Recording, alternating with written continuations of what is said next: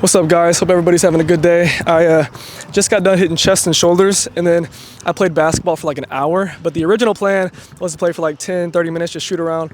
And then some dudes were playing 21. They asked me to play. I won every game, so I'm just like, I ended up playing basketball just because I was missing it. And then I didn't record the workout just because, like I've been saying recently, is I just want to have more intensity in my workouts, and it's been hard to focus on recording and also having that intensity. So I'm gonna work on incorporating both better, but as of right now, I want to focus on keeping them a little bit more separate and having a message separate from lifting, and then maybe incorporating a couple working sets here and there. Rambling a little bit, but the main message for today is gonna be: we all know the answer to why we feel so empty. We all know the answer to why we don't know exactly. I got you. No worries, brother. Yes, sir. No worries. Sorry, basketball started flying over here.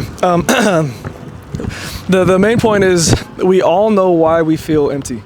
We all know exactly what we have to do to get ourselves out of that feeling. We know the exact steps to take, but why won't you do it? And I ask you that from a place of understanding what it's like to be in that position, because there was a long time where I did not know what to do with my existence. And I always believed in God, and I always knew that I was saved and that I had, a place in heaven and that all that. So I thought, like, why do I still have this anxiety whenever I know that that's my place and I know that I'm a child of God? Why do I still have this anxiety? And it's because I wasn't reaching my potential, and that's what God wants from all of us. He wants us to try and pursue things and do it as if we're doing it unto Christ. And I said this the other night, and I just want to reiterate and touch on it a little bit, because I feel like we know the way to get out of this darkness that we're sitting in. It's by doing something with intention. It's by giving something everything that you have. It's by just stop being fucking lazy. Stop being lazy. Stop associating yourself with people who hold you back. Stop associating yourself with things that hold you back. And I know that this can come across as pompous, but I almost feel hypocritical saying this to you guys, because I still every single day fall short of doing what I know I'm capable of. But knowing that, and once you have that realization that you aren't doing enough, you start to have that fulfillment because you know you're trying to do more. I don't know if that makes sense. What I'm trying to say is you can understand that you're capable of more without feeling like you're not enough. So I know that I'm enough because I'm a child of God, but I also know that I'm capable of doing whatever I put my mind to because I'm also a child of God. And you have to have that mindset. And if you're a Christian and you're not giving everything you have into existing every single day, then your walk with God can't be great. And that's me saying something that is a little bit outlandish for a lot of people to hear, but I believe if you're not pursuing something with an intention, and that can be the Bible, that can be something in this life that is positive and that you have a strong passion for, if you're not pursuing it with the intention of, this is difficult. This is something that is hard for me to do every single day. It's hard for me to have a daily devotion. It's hard for me to go to church. It's hard for me to work out. It's hard for me to eat clean. It's hard for me to go to the gym. It's hard for me to do all these things.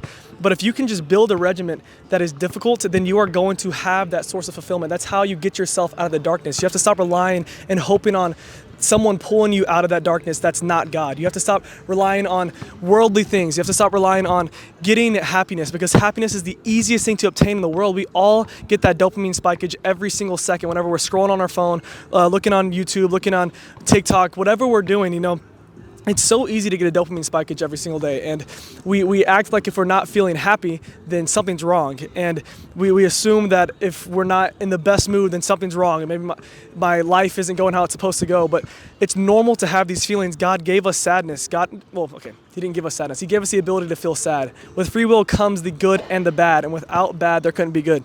Oh, you're good, man. No worries. Yes, sir. Yeah, no worries. That was God cutting me off because I was rambling a lot. Let me see what the next point is. There's one more thing I wanted to touch on for you guys.